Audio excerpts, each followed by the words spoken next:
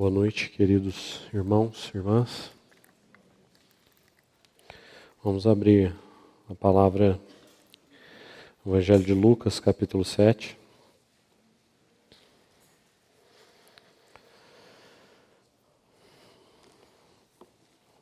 Vamos ler desde os versículos que já foram abordados na última quarta-feira, começando então a partir do versículo 18. Lucas 7, 18.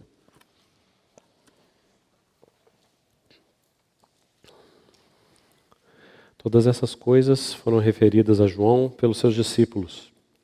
E João, chamando 2 deles, enviou-os ao Senhor para perguntar: És tu aquele que estava para vir, ou havemos de esperar outro? Quando os homens chegaram junto dele, disseram: João Batista enviou-nos para te perguntar: És tu aquele que estava para vir, ou esperaremos outro? Naquela mesma hora, curou Jesus muitos de moléstias e de flagelos e de espíritos malignos e deu vista a muitos cegos. Então Jesus lhes respondeu: Ide e anunciai a João o que vistes e ouvistes. Os cegos veem, os coxos andam, os leprosos são purificados, os surdos ouvem, os mortos são ressuscitados, e aos pobres anuncia-se-lhes o Evangelho. E bem-aventurado é aquele que não achar em mim motivo de tropeço. Tendo-se retirado os mensageiros, passou Jesus a dizer ao povo a respeito de João: Que saístes a ver no deserto? Um caniço agitado pelo vento? Que saístes a ver? Um homem vestido de roupas finas? Os que se vestem bem e vivem no luxo assistem nos palácios dos reis. Sim, que saístes a ver? Um profeta? Sim, eu vos digo, e muito mais que um profeta. Este é aquele de quem está escrito: Eis, aí envio diante da tua face o meu mensageiro, o qual preparará o teu caminho diante de ti. E eu vos digo, entre os nascidos de mulher, ninguém é maior do que João, mas o menor no reino de Deus é maior do que ele. Todo o povo que o ouviu, e até os publicanos, reconheceram a justiça de Deus, tendo sido batizados com o batismo de João. Mas os fariseus e os intérpretes da lei rejeitaram quanto a si mesmos o desígnio de Deus, não tendo sido batizados por ele. A que, pois, compararei os homens da presente geração, e a que são eles semelhantes? São semelhantes a meninos que, sentados na praça, gritam uns para os outros: Nós vos tocamos flauta e não dançastes. Entoamos lamentações e não chorastes. Pois veio João Batista, não comendo pão nem bebendo vinho, e dizeis: Tem demônio. Veio o Filho do Homem comendo e bebendo, e dizeis: Eis aí um glutão e bebedor de vinho, amigo de publicanos e pecadores. Mas a sabedoria é justificada por todos os seus filhos.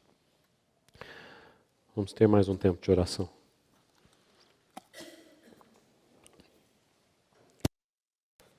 Senhor, nós entregamos nas tuas mãos esse tempo de reunião. A tua palavra é lida para que possamos considerar e meditar nela. O Senhor sabe que nós não somos suficientes para isso, nem para falar, nem para ouvir. Mas é exatamente por isso que confiamos tão somente na capacitação e na provisão que o Senhor fez para nós nessa noite. Sê conosco, Senhor. Nos ajuda, nos capacita, nos auxilia. Nós assim te pedimos, confiados que isso é do teu interesse. Em nome de Jesus.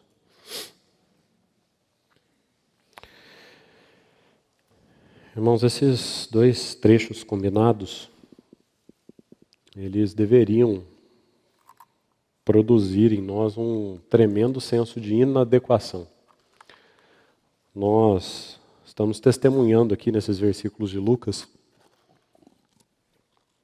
um gigante em crise. João Batista, de quem o Senhor acaba de dizer aqui nos versículos que nós lemos que dentre os nascidos de mulher é o maior deles, está em crise. Está passando por um momento de muita dificuldade. Conforme nosso irmão já ministrou na última quarta-feira e nós comentamos no domingo de manhã, e queria aqui retomar algumas coisas, especialmente da manhã de domingo, porque muitos dos irmãos não estiveram presentes e também é uma reunião que não fica gravada, né? Então, que seja uma oportunidade para que fique gravado para outros irmãos ouvirem algumas coisas que foram compartilhadas no domingo pela manhã. Essas reuniões de domingo pela manhã, elas são um bom lembrete para nós de que o Senhor fala muito mais do que aquilo que nós falamos.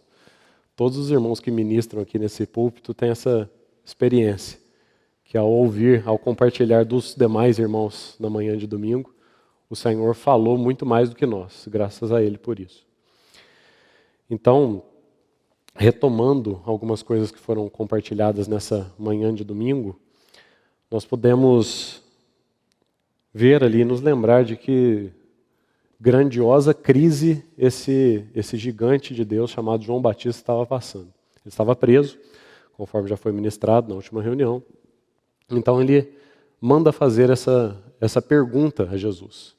É você aquele que estava para vir, ou será que nós temos que esperar outro? Então, diante dessa pergunta, só tem 4 alternativas possíveis que muitos estudiosos ao longo da história da igreja levantaram. A primeira delas, as 2 primeiras delas são altamente improváveis, mas eu vou citar apenas para que os irmãos considerem. Houve um irmão que certa vez levantou uma possibilidade de que João, aqui, ele estava começando a pensar na possibilidade de que Jesus fosse o Messias. Essa hipótese, essa primeira hipótese, é um bom exemplo do que não se deve fazer, que é olhar para um texto e esquecer do resto dos textos. Se você olha só para esse trecho, diz assim, lá no versículo 18 que lemos, que João fica sabendo dos milagres que Jesus está fazendo, e então ele manda perguntar, é você o Messias? Então esse irmão diz assim que foi ali na prisão, quando ele soube dos milagres de Jesus, que ele começou a pensar que talvez Jesus fosse o Messias. Essa hipótese é muito absurda, porque ela ignora 2 coisas fundamentais. Tudo que João Batista pregou e o fato de que ele próprio batizou o Senhor Jesus e viu aquela pomba descendo do céu, aquela voz dizendo que ele era o Filho de Deus. Então isso é olhar para o texto e esquecer todo o resto, né? Essa é a primeira hipótese. Então, precisamos rejeitá-la. Não foi aqui que João começou a pensar que Jesus poderia ser o Messias. A segunda hipótese é que os discípulos de João é que estavam na dúvida. Então, João vai e manda os seus discípulos irem lá perguntar para Jesus. Vocês estão na dúvida? Então, perguntem lá para ele, se ele é o Messias. E essa hipótese também precisa ser descartada. Por que nós sabemos disso? Por conta da resposta de Jesus. A resposta de Jesus não foi para os discípulos. A resposta de Jesus foi para João. Ele diz assim, ide e dizei a João as coisas que vocês viram e ouviram. Então a questão não era com os discípulos de João, a questão era com o próprio João. Ele faz aquelas curas, faz aqueles milagres e diz para os discípulos irem dizer a João. Na verdade, aqueles 2 discípulos eram mensageiros, estavam carregando uma mensagem que nós não temos certeza aqui pelo texto, nem se eles entenderam muito bem o que Jesus quis dizer, né? Porque João diz assim, vai lá para Jesus e pergunta se ele é o Messias. Aí qual é a resposta de Jesus? Não é nem sim, nem não. Ele cura muitos cegos, coxos, faz muitos milagres e diz assim, conta para João o que vocês viram. Ele não respondeu nem que sim, nem que não. Na verdade, aquela resposta não era para os discípulos, aquela resposta era para João. Digam para João o que vocês viram, o que vocês ouviram e deixem ele chegar na conclusão dele, se eu sou ou se eu não sou o Messias. Então, certamente, a questão não era com os discípulos de João, a questão era com João. Essas 2 hipóteses estão descartadas. Então, só restam outras 2. A primeira é que a fé de João estaria vacilando. Isso é possível. Ao longo da história da igreja, nós infelizmente já vimos a fé de alguns gigantes do Senhor vacilar. Mas não parece que seja esse o caso. Não parece que João tenha duvidado de que o Senhor era o Messias. Primeiro, pela firmeza de caráter do próprio João Batista, que vai ser atestada no trecho seguinte que nós lemos, né? O que o Senhor diz? O que saístes a vir no deserto? Um caniço agitado pelo vento? O que ele está dizendo ali? João Batista não é um pedacinho de junco que qualquer vento dobra. João Batista é um homem de caráter firme, ele não é um caniço agitado pelo vento. Então, a própria firmeza de caráter de João e a grandeza das revelações que ele teve, ele viu a pomba descendo, o Espírito Santo em formato de pomba descendo sobre Jesus. Ele ouviu aquela voz do céu dizendo: "Este é o meu filho". É muito pouco provável, embora seja certamente possível, é muito pouco provável que João estava realmente duvidando de que Jesus fosse quem de fato ele era.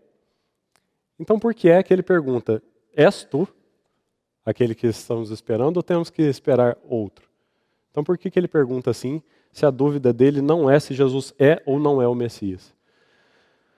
Tudo indica, irmãos, que João está escandalizado, João está experimentando um conflito com os métodos de Jesus. Essa é a questão. Os meios de Jesus. Na verdade, o que acontece no seu coração e na sua mente é que duas verdades entraram em conflito. E esse é o problema dele, porque as duas são verdades, mas parece que uma não combina com a outra. João sabe que Jesus é o Messias. Ele batizou o Senhor, ele ouviu o que ele ouviu, ele viu o que ele viu. Ele sabe que Jesus é o Messias, por um lado. Por outro lado, ele tem todas aquelas profecias do Velho Testamento dizendo para ele que Jesus reina, esse Messias reina. Então Jesus é o Messias e o Messias reina. São duas verdades, mas são duas verdades que parecem não combinar. João está vendo o Messias esperado não fazendo o que ele esperava. Não está vendo esse Jesus reinando. Onde está o poder, o reino desse Messias? Então, ele pergunta o que ele pergunta. O que está acontecendo na mente e no coração de João é esse conflito entre duas verdades que ele sabe que são verdades. A última delas, inclusive, o fato do reino do Messias, como foi ministrado na reunião passada, era um conceito que havia no coração de João muito influenciado pela teologia da sua época. É certo que o Messias era um rei, era um Messias que viria para reinar, mas não era reinar exatamente da maneira que João esperava e os seus contemporâneos esperavam. Reinar de uma maneira política, né? Depor o reino, o governo do imperador romano e assumir o trono no lugar dele. Era isso que eles esperavam de um Messias. Então não era dessa maneira que o Senhor vinha reinar, mas de fato o Messias era reinante. Isso era uma verdade. Jesus é o Messias e o Messias reina. Mas porque essa segunda verdade, a verdade de que o Messias reina, ela estava sendo vista por João e por praticamente todos os seus contemporâneos com lentes distorcidas, elas começaram a se chocar. A verdade de que Jesus era o Messias e a verdade de que o Messias reina.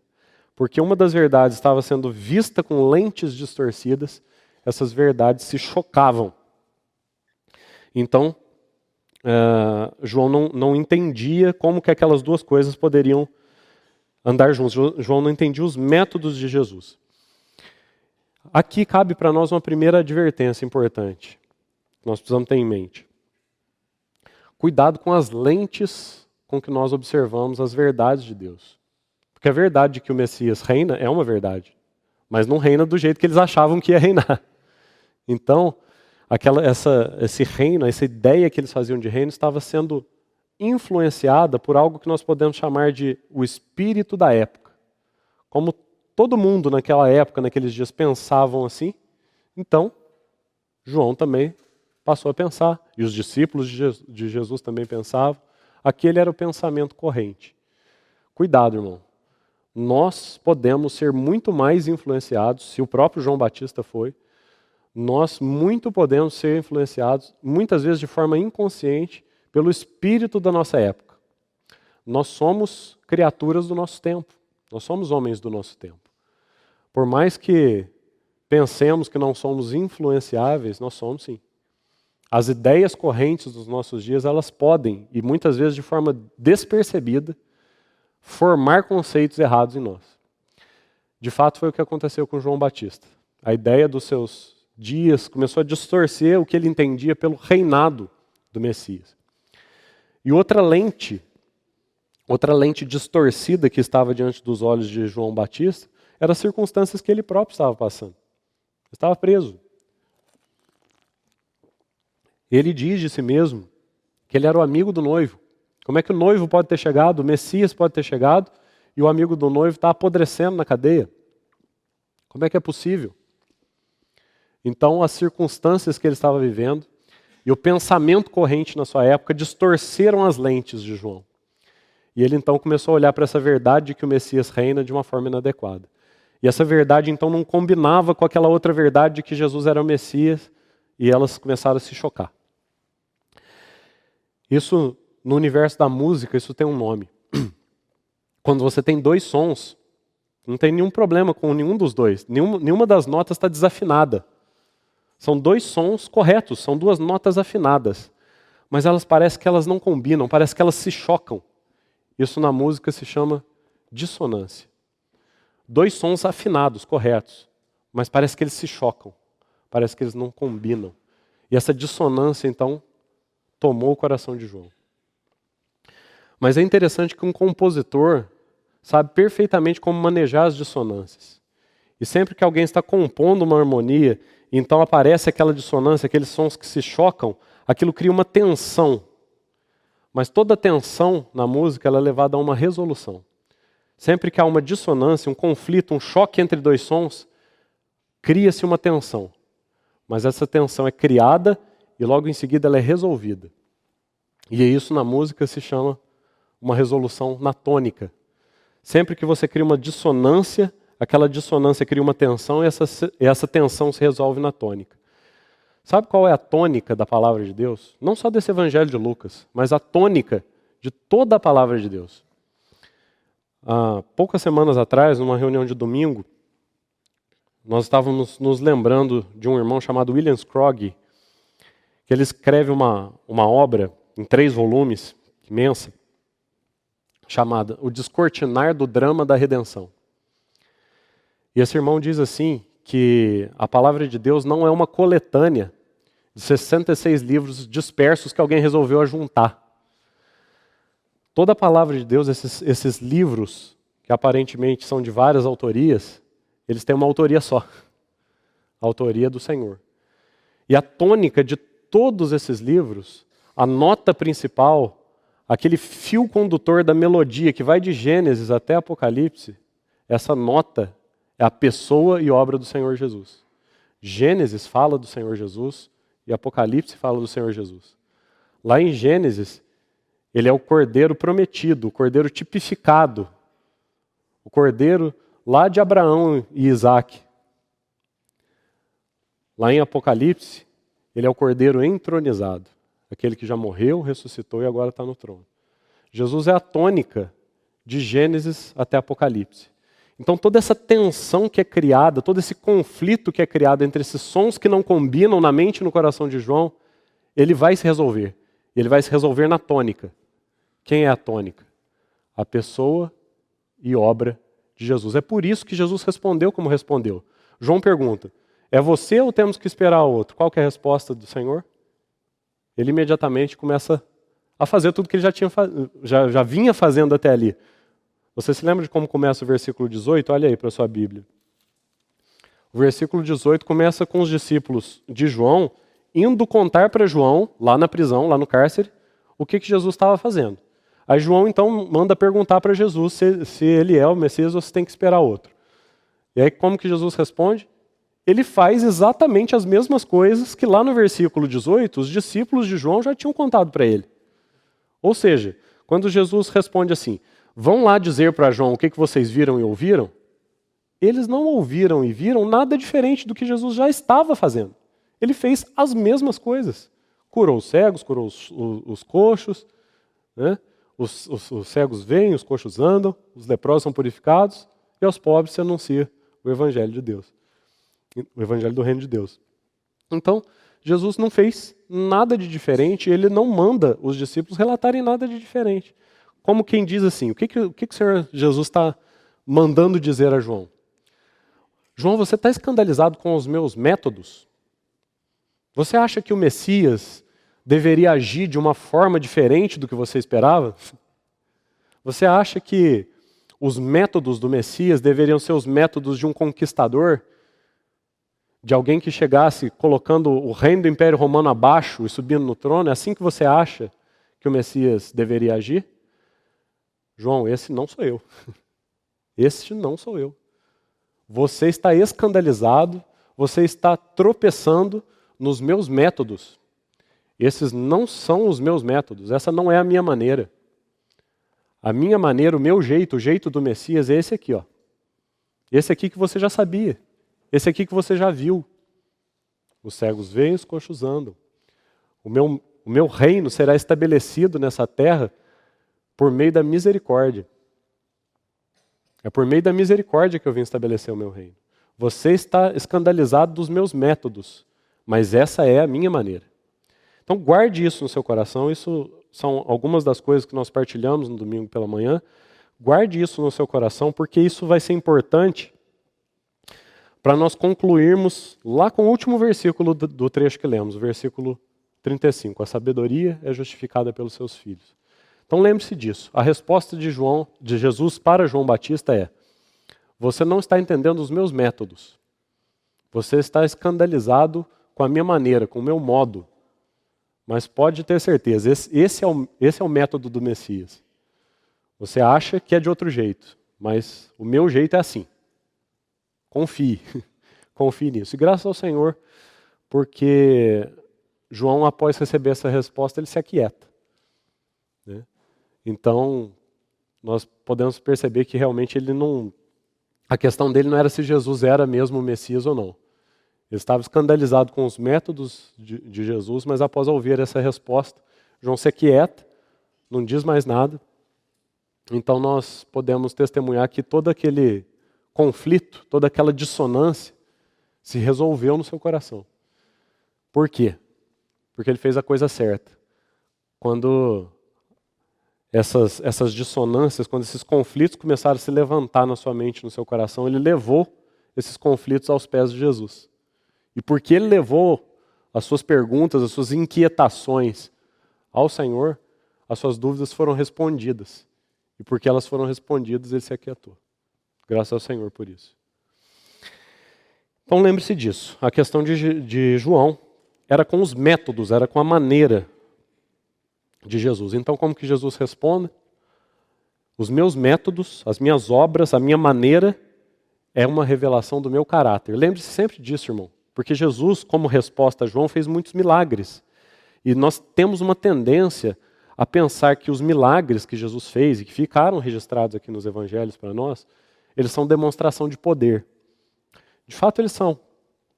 Mas eles são mais do que isso. Os milagres de Jesus são uma demonstração de caráter. Pense comigo. Quando João pergunta para Jesus se ele era o Messias e ele faz milagres, se Jesus estivesse dizendo assim para João: olha, eu sou o Messias mesmo, eu sou poderoso. João não estava vendo nada diferente do que ele já tinha visto. João já sabia que ele fazia milagres. João já sabia que ele podia curar cegos, que ele podia curar coxos. Não era novidade para João. João conhecia o poder de Jesus, sabia que ele era poderoso para curar o cego e curar o coxo. João não precisava de uma demonstração de poder, ele conhecia o poder de Jesus. Aqueles milagres não eram uma demonstração de poder, era uma demonstração de caráter. As minhas obras mostram quem eu sou. Os meus métodos, a minha maneira de agir, está te mostrando, João, quem é o Messias. Esse que você achou que viria num cavalo branco com um exército atrás dele. Não, eu não sou esse. Os meus métodos, os meus milagres, as minhas maneiras vão te mostrar quem que eu sou, como que é o meu caráter. Então Jesus começa a mostrar aqui que os seus métodos, os seus milagres, são uma revelação muito mais do que de poder, uma revelação de caráter. Quem é que eu sou? E então essa primeira sessão termina ali no versículo 23 com uma repreensão, uma bendita repreensão do Senhor Jesus a João, dizendo assim: bem-aventurado é aquele que não achar em mim motivo de escândalo, motivo de tropeço. Em outras palavras, não se escandalize, não se surpreenda com os meus métodos, porque os meus métodos são esses, esse é quem eu sou. Então o nosso trecho de hoje começa aí no versículo 24, dizendo assim: tendo-se retirado os mensageiros. Detalhe importante, né? O versículo 24 começar dessa maneira. Porque o que o Senhor vai fazer daí para frente, nós já lemos para iniciar a reunião, é um panegírico. Depois você pesquisa o que significa essa palavra. É como que um poema em louvor de alguém. Jesus agora vai derramar elogios para João. Vai dizer, entre outras coisas, já repetimos aqui, que ele é o maior dos nascidos de mulher. Ele vai tecer os maiores elogios a João Batista. Mas primeiro ele espera que os discípulos se retirem. Porque é muito possível que tantos elogios desfizessem o propósito da repreensão que ele acabou de dar no versículo 23. Então, para que os discípulos não escutassem os elogios, ele espera que os discípulos se retirem com a repreensão, mas logo que os discípulos se retiram com a repreensão, o Senhor vai começar os elogios. Então, tendo-se retirado os mensageiros, passou Jesus a dizer a respeito de João. Primeira lição aqui. Tenhamos cuidado de não descartar toda a obra de grandes servos do Senhor por causa de um ou outro ponto no final da sua carreira. Porque, de fato, grandes servos do Senhor tiveram algumas obras vacilantes, alguns pensamentos vacilantes no final das suas vidas. Mas isso de forma nenhuma desautoriza tudo aquilo que eles pregaram, que eles viveram, que eles ensinaram. Então tenhamos cuidado com o peso da mão de julgamento sobre irmãos que durante toda uma vida serviram ao Senhor, mas que por um motivo ou outro vacilaram em algo aqui ou ali. Isso de forma nenhuma desautoriza o ministério que esses irmãos tiveram. E é isso que o Senhor está dizendo aqui. De fato, João está em conflito. De fato, João está vivendo uma dissonância no seu coração. Mas isso não muda, primeiro, quem ele é. Ele não é um caniço agitado pelo vento. Isso não muda o que ele fez, a sua obra e o seu ministério. O que ele é está aí no versículo 24, né, o final do versículo 24. Que saístes a ver no deserto? Um caniço agitado pelo vento? João não é um caniço, não é um homem frágil, dobrado pelo vento. E o seu ministério, no versículo 27, olha o que o Senhor diz sobre ele. Este João é aquele de quem está escrito. Eis, profecia de Malaquias, né? Malaquias 3:1. Eis aí envio diante da tua face o meu mensageiro, o qual preparará o teu caminho diante de ti. A pessoa e a obra. João não é um caniço agitado pelo vento. João é o meu mensageiro. É aquele que preparou o caminho. É aquele que abriu a passagem para que eu estivesse aqui onde eu estou agora. É isso que Jesus está dizendo. Não é um caniço agitado pelo vento, não é um homem vestido de roupas finas num palácio, mas é aquele que preparou o caminho do Messias. É aquele que abriu passagem para que eu estivesse aqui. Você percebe que a apologia que o Senhor está fazendo da vida, do caráter e da obra, do ministério de João? Então ele aguarda os discípulos se afastarem e então ele pronuncia esse panegírico para João Batista. E é interessante esse discurso tão elogioso, tão bonito, né? Tão belas coisas o Senhor diz a respeito de João Batista, não é verdade? Queira o Senhor que ele tenha metade disso para dizer de nós. Queira o Senhor que ele tenha metade disso para dizer de nós. Mas que coisas maravilhosas então o Senhor diz a respeito de João Batista. E que momento interessante para que o Senhor diga essas coisas a respeito de João Batista. Sabe o que isso me lembra, irmão? Enquanto eu considerava para repartir a palavra aqui com os irmãos, vendo o Senhor discursar dessa maneira tão bonita a respeito de João, e não só uma maneira bonita, num momento tão propício, porque nós estamos aí no finalzinho do capítulo 7, né? Se você olhar o início do capítulo 9, versículos 7 a 9, começo do capítulo 9, você já vai ver Herodes se referindo à morte de João Batista no passado, dizendo assim: eu mandei decapitar a João. Quando ele ouve falar sobre Jesus, aí alguns começam a falar: ó, é João que ressuscitou. Ele fala: como é que é possível? Eu mandei decapitar João. Então, no início do capítulo 9, Herodes já vai falar da morte de João Batista no passado. Ou seja, em algum momento entre esse ponto final aí do capítulo 7 e o início do capítulo 9, Herodes mandou decapitar João Batista. Ou seja, esse é praticamente o discurso fúnebre. Esse é praticamente o discurso fúnebre de João Batista. O Senhor está fazendo os elogios finais para aquele que está, no máximo, na melhor das hipóteses, aí, a poucos meses de ser executado por Herodes. Abra comigo, irmãos, um pouquinho atrás aí, o Evangelho de Mateus. É isso que parece para mim que o Senhor está fazendo com João Batista. Mateus 10.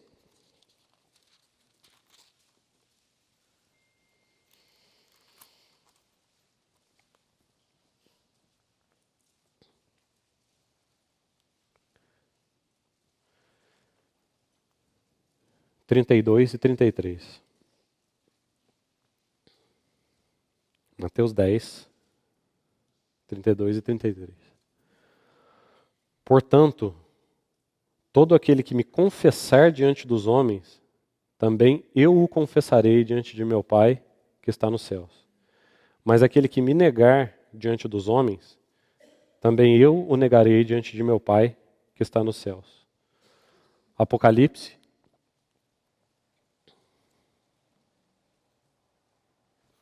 capítulo 3.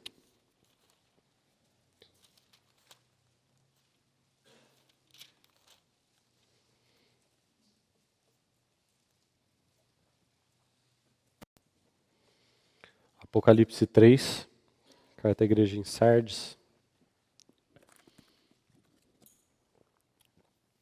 Apocalipse 3:5. O vencedor será assim vestido de vestiduras brancas, e de modo nenhum apagarei o seu nome do livro da vida.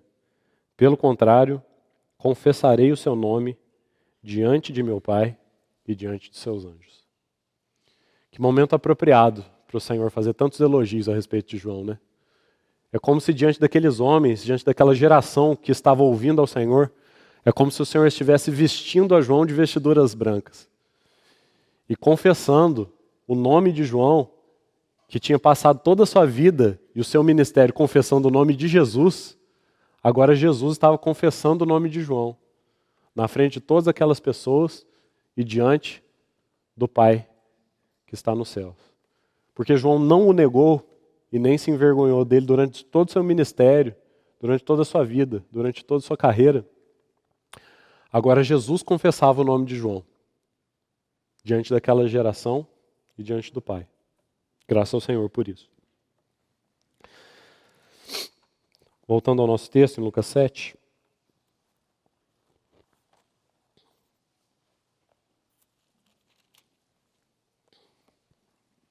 O versículo 28 vai chegar então ao ápice de tudo que o Senhor está dizendo. E eu vos digo, entre os nascidos de mulher, ninguém é maior do que João. Mas o menor no reino de Deus é maior do que ele. Vamos dividir esse versículo em duas partes. Primeiro porque sempre há aqueles que querem criar problema onde não tem, né? Então quando o Senhor diz essa frase aí, eu vos digo, entre os nascidos de mulher, ninguém é maior do que João. Então Jesus está dizendo que ele próprio é menor do que João. É isso que Jesus está dizendo? Bom, é óbvio que isso é uma grande bobagem, né? Por dois motivos. Primeiro que o próprio João Batista afirmou o contrário disso, né? Marca aí o capítulo 7, volta algumas páginas para trás no capítulo 3.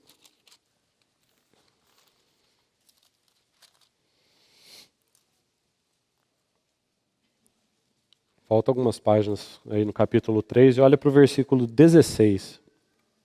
Lucas 3,16. Disse João a todos, o próprio João Batista: eu, na verdade, vos batizo com água, mas vem o que é mais poderoso do que eu, do qual não sou digno de desatar-lhe as correias das sandálias. Ele vos batizará com o Espírito Santo e com fogo. Então, na verdade, o próprio João Batista está dizendo que Jesus era maior do que ele. É claro que Jesus aqui, nesse versículo 28, não está dizendo que ele é menor do que João. Na verdade, a palavra em português aí é um pouco confusa, né? Os nascidos de mulher, porque lá em Gálatas 4:4, nós não precisamos abrir, mas você pode anotar aí para sua consulta depois. Paulo vai dizer aos Gálatas 4:4 que na plenitude do tempo Deus enviou seu filho nascido de mulher, né? Nascido sob a lei. Gálatas 4:4. As palavras são diferentes no original. Aí em Lucas, quando Jesus diz assim, entre os nascidos de mulher ninguém é maior que João, nascidos aí é gênetos mesmo, gerado de mulher, assim como todos nós, toda a humanidade, todo mundo nasceu de uma mulher. Então, de toda a humanidade, todo mundo que nasceu de mulher, foi gerado de uma mulher, ninguém é maior que João. Quando Paulo vai dizer que o filho veio ao mundo, Deus enviou o seu filho nascido de mulher, a palavra é outra, é ginomai. Significa literalmente aparecer. Como que num teatro mesmo, quando o ator surge no palco, ele aparece no palco. Então essa é a palavra. Jesus foi trazido para o palco desse mundo, ele apareceu nesse palco através de uma mulher. Então, lá em Gálatas poderia ter sido traduzido assim, na plenitude do tempo, Deus enviou o seu filho aparecido de uma mulher, aparecido através de uma mulher. Ele apareceu nesse mundo através de uma mulher. E aqui, em Lucas, a palavra é realmente gerado de uma mulher. Gerado de uma mulher, filho de uma mulher. Então, obviamente, quando Jesus diz assim no versículo 28, ele está excluindo a si, né? Que entre os nascidos de mulher, ninguém é maior do que João, excluindo ele próprio, é claro, pelos motivos que nós já vimos. Então, deixando de lado essas elucubrações, vamos para a segunda parte do versículo. Mas o menor no reino de Deus é maior do que ele. Aqui está uma expressão muito interessante. Entre os nascidos de mulher, ninguém é maior do que João. Mas o menor no reino de Deus é maior do que ele. Você começa a entender aqui nessa frase de Jesus o tamanho do seu privilégio e do meu privilégio. Esse que é maior do que todos os nascidos de mulher, ele ainda assim, ele está numa posição menos privilegiada do que a minha e a sua. Ele está numa posição menos privilegiada. Você quer entender isso, meu irmão? João Batista, por mais privilegiado que ele fosse, o maior dos profetas, por que ele é o maior dos profetas? Porque ele profetizou de olhos abertos, né? Todos os profetas disseram assim, virá. Aquele que vem virá. João Batista disse assim, eis. Todos os profetas disseram virá. João Batista disse, eis. Eis o Cordeiro de Deus. Ele profetizou de olhos abertos. Não profetizou olhando para o futuro, profetizou olhando para o presente. Chegou. Eis o Cordeiro de Deus, o maior de todos os profetas. Ainda assim, ele é o fim da antiga aliança. O mais privilegiado, o maior de todos os profetas da antiga aliança. Mas todos esses profetas, todos esses grandes, esses gigantes da velha aliança, eram maravilhosos e privilegiados servos. Nós, os da nova aliança, somos filhos. Por mais privilegiado que ele fosse, era um grande servo. Nós, por menor que sejamos no reino de Deus, somos filhos. João Batista diz de si mesmo, se você quiser anotar a referência aí, podemos abrir, tá no evangelho seguinte aí, João. João 3.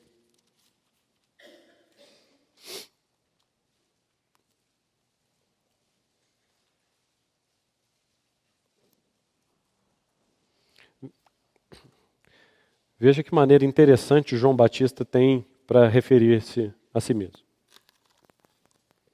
João 3, 28.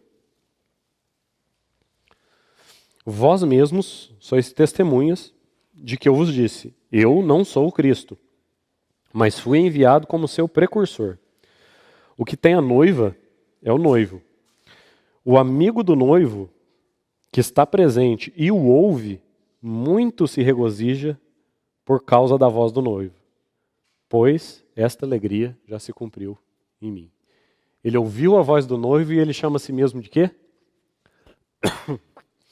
De o amigo do noivo. Que posição privilegiada, né? Você já teve a oportunidade, irmão, eu já tive algumas vezes, de ser o padrinho de um irmão muito querido, de entrar com ele no seu casamento. E é uma experiência prazerosa, você poder se alegrar com a alegria daquele irmão, daquele amigo naquele momento, o amigo do noivo. Mas por mais privilegiada que seja a posição do amigo do noivo, esse João Batista da Velha Aliança, qual é a nossa posição? Nós não somos o amigo do noivo, nós somos a noiva. Nós somos a noiva. O que tem o noivo é a noiva. Ele, por mais privilegiado que fosse, era o amigo. Nós, por menor que sejamos no reino de Deus, nós somos a esposa. Nós somos a noiva. Podemos voltar a Lucas 7.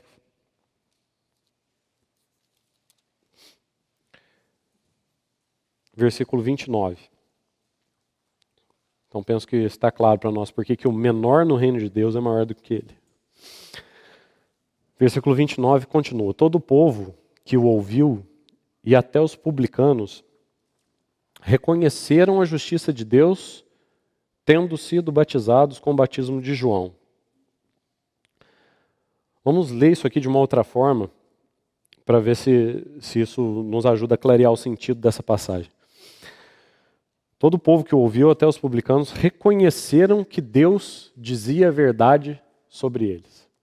É isso que significa reconhecer a justiça de Deus. Reconhecer a justiça de Deus é reconhecer que Deus é justo. Reconheceram a justiça de Deus. É reconhecer que Deus é justo. É reconhecer que Deus está dizendo a verdade sobre eles. Qual é a verdade sobre eles? Vocês são pecadores que necessitam de arrependimento. Então, quando eles reconhecem que isso é verdade, eles concordam com Deus, sim, Deus, de fato, nós somos pecadores que necessitamos de arrependimento.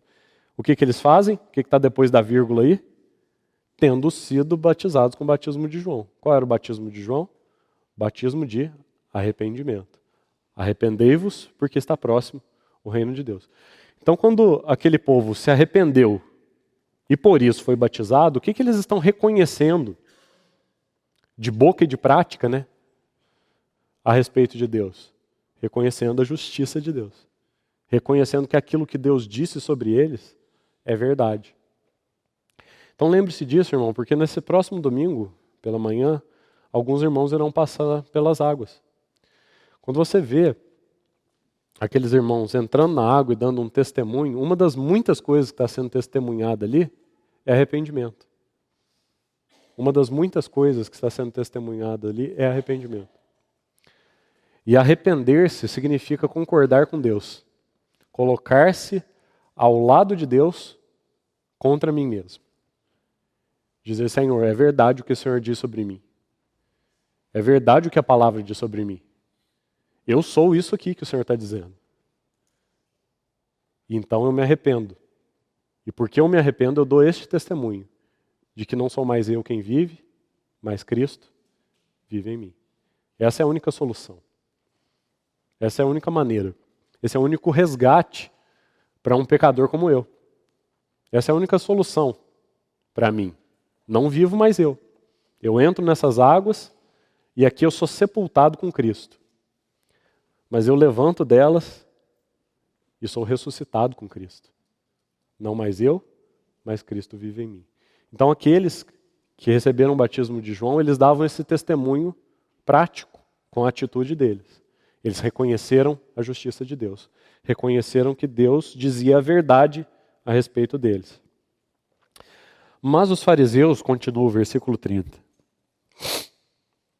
Mas os fariseus e os intérpretes da lei rejeitaram quanto a si mesmos o desígnio de Deus, não tendo sido batizados por ele. De novo, vamos devagar com as expressões, porque isso vai nos ajudar a entender uma coisa importante.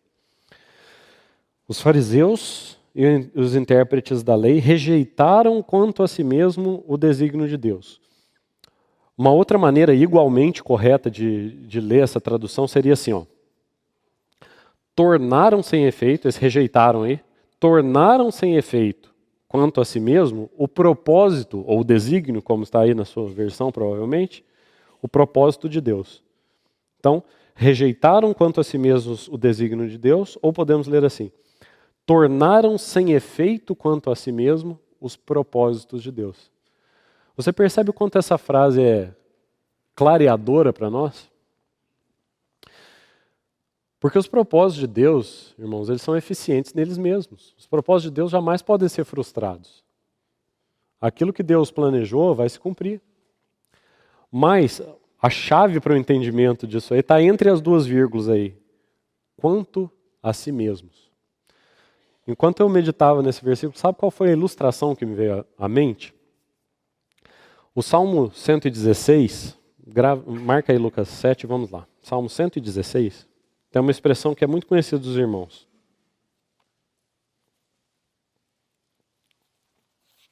Salmo 116, versículos 12 e 13.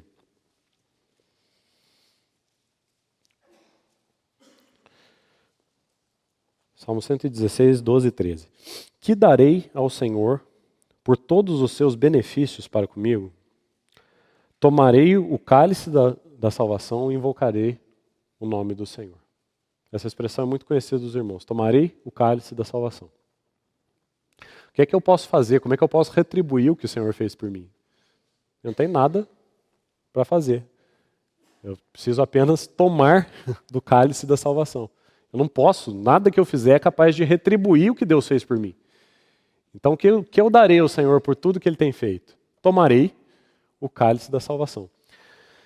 Irmão, o cálice da salvação, ele é eficiente em si mesmo. O cálice da salvação, a salvação do Senhor, é eficiente em si mesmo. Mas qual é a maneira que eu posso tornar esse cálice ineficiente quanto a mim mesmo? Basta que eu não tome. Basta que eu não tome. Você concorda que o conteúdo do cálice vai continuar efetivo? Ou será que a salvação que está naquele cálice, né, o cálice da salvação, será que a salvação perde o seu valor? Será que a salvação perde a sua eficiência? Não, não tem problema nenhum. O cálice da salvação continuará sendo o cálice da salvação. A salvação do Senhor é eficiente por si mesma. É eficaz, é disponível para toda a humanidade. Ele é capaz de salvar a todos. A salvação está ali disponível. Mas sabe como que eu posso fazer a salvação ineficaz? A salvação do Senhor não vai se tornar ineficaz, mas ela pode se tornar sem efeito para mim. Como é que ela pode se tornar sem efeito para mim? Desde que eu não tome do cálice. O conteúdo do cálice vai permanecer o mesmo, mas ele se tornará sem efeito para mim. Você percebe agora o que está sendo dito aí em Lucas 7? Que os fariseus e os intérpretes da lei rejeitaram. Se você quiser voltar lá ao versículo 30 de Lucas 7, vai dizer que os fariseus e os intérpretes da lei rejeitaram quanto a si mesmos. Ou seja, aquele cálice de salvação que estava sendo preparado através do ministério de João Batista, por causa do arrependimento, e que seria enchido pelo sangue do Calvário, esse cálice estava sendo rejeitado pelos fariseus e intérpretes da lei. Não tem problema nenhum com o cálice. O cálice foi preparado através do ministério de João e ele seria enchido de sangue precioso através da obra de Jesus no Calvário. Mas aquele cálice estava sendo tornado sem efeito, porque os fariseus e intérpretes da lei recusaram beber dele. É assim que você torna um cálice sem efeito quanto a si mesmos, não tendo sido batizados por ele, seguindo aí no ministério de João Batista. Então o versículo 31 vai dizer assim: a que, pois, compararei os homens da presente geração? Então esse pois aí é importante, porque esse pois é a conclusão do que veio até aí, do que Jesus vem argumentando a respeito de qual foi a reação daqueles homens daquela geração ao ministério de João. Ele está vindicando, ele está defendendo, ele está elogiando a pessoa e o ministério de João. Esse é João Batista, não é um caniço agitado pelo vento. Esse é o ministério de João Batista, ele é o mensageiro que prepara o caminho do Messias. E aí, qual foi a reação de vocês? Vocês rejeitaram, quanto a si mesmo, o propósito de Deus. Então, por causa disso, porque vocês rejeitaram o propósito de Deus, o que eu vou comparar vocês? A que eu posso comparar essa geração? Isso é o que diz o versículo 31. A que, pois, compararei os homens da presente geração? E aqui são eles semelhantes. Né? Ou seja, podemos ler esse versículo de uma outra forma. Visto que as autoridades e mestres rejeitaram o convite de Deus ao arrependimento por meio de João, e vocês fazem igual a eles, recusando-se a me seguir, então, a que eu posso comparar vocês? A que eu posso comparar essa geração? Versículo 32 vai responder, podemos dizer até que de maneira jocosa, né? Vai dizer assim, são semelhantes a meninos. Vocês parecem uma geração de crianças que, sentados na praça, gritam uns para os outros. Nós vos tocamos flauta e não dançastes. Entoamos lamentações e não chorastes. O Senhor vai explicar o que ele quer dizer com essa metáfora aí. Pois veio João Batista, não comendo pão, nem bebendo vinho, e dizeis, tem demônio. Veio o Filho do Homem comendo e bebendo, e dizeis, eis aí um glutão e bebedor de vinho, amigo de publicanos e pecadores. Em outras palavras, o que o Senhor está dizendo aí? Vocês não aceitam o rigor de João e vocês não aceitam a misericórdia de Jesus. Nenhuma nem outra coisa. João não comia pão nem bebia vinho. Se alimentava no deserto de quê? De gafanhotos e de mel silvestre. Né? E aí, eles se escandalizavam de João porque eles estavam tocando flauta e João não dançava. Eles tocando flauta e João não dançava. E se escandalizavam de Jesus porque eles choravam, entoavam lamentos e Jesus não chorava. Então, a misericórdia de Jesus e o rigor de João, os métodos de Jesus e os métodos de João eram igualmente rejeitados pelos homens daquela geração. Nem o rigor, nem a misericórdia. Nenhuma das coisas servia. Por quê? Por que será? Porque o rigor que João pregava era para eles.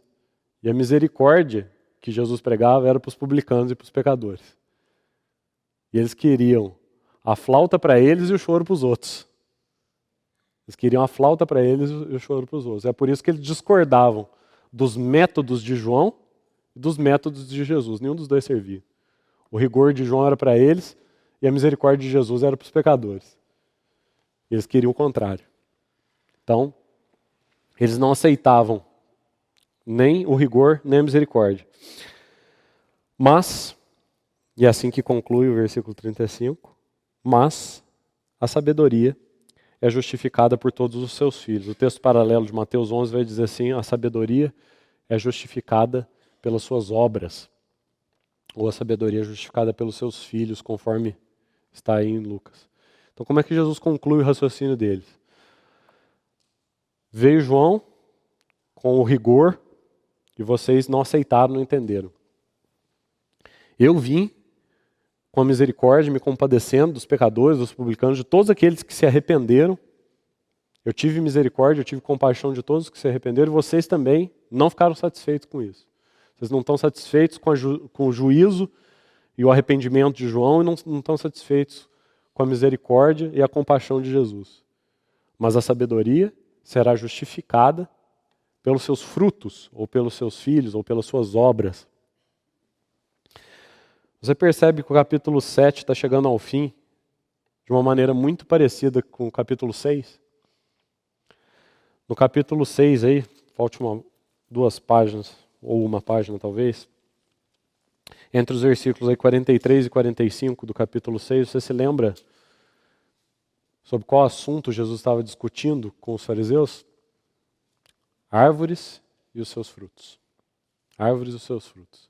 E ali naquela ocasião, no capítulo 6, o Senhor vai dizer assim que cada árvore seria conhecida pelo seu fruto. A árvore boa dá fruto bom. E agora, no capítulo 7, ele vai dizer assim, a sabedoria é justificada pelos seus filhos. Vocês discordam dos métodos de João? Vocês discordam dos meus métodos? Mas a sabedoria de Deus vai ser justificada pelos seus resultados, pelos seus frutos, pelas suas obras. E quais foram os frutos? Quais foram os filhos? Quais foram os frutos da obra dessa sabedoria aqui? Você se lembra de Isaías 53, né? Ele verá o fruto do penoso trabalho da sua alma e ficará satisfeito. Vamos abrir lá, Isaías 53.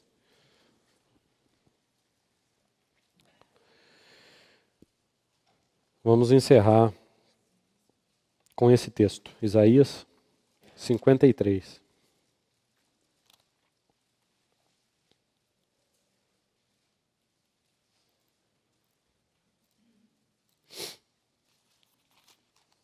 Versículos 11 e 12.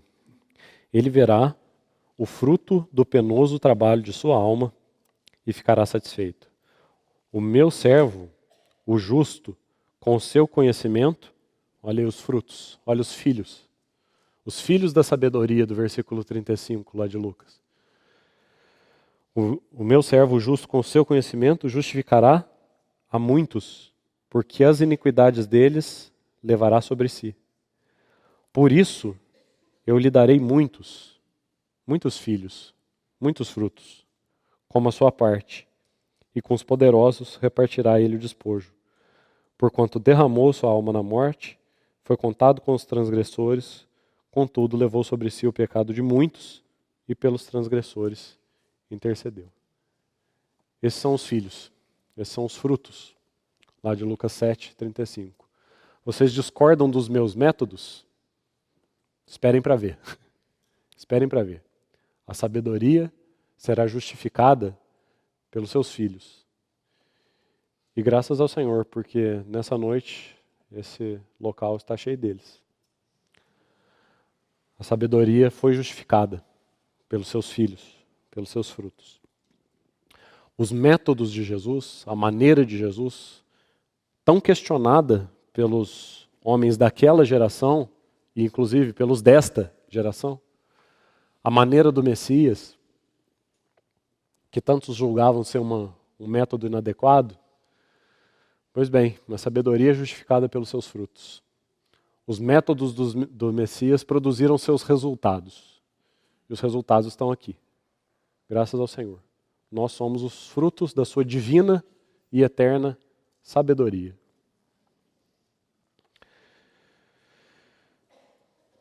Senhor, nós te agradecemos porque os teus métodos, as tuas obras, os teus feitos são revelação do teu caráter. É porque o Senhor é quem é porque o Senhor agiu como agiu e fez o que fez que nós estamos aqui. Por isso nós te agradecemos por ser quem tu és, por teres feito o que fizeste, e por causa disso nós somos capazes de nos reunir aqui. Entregamos, Senhor, a tua palavra lida, meditada e compartilhada nas tuas mãos, para que o Senhor a tome e opere em nós aquilo que é do teu desejo. Nos despede em paz, em nome de Jesus.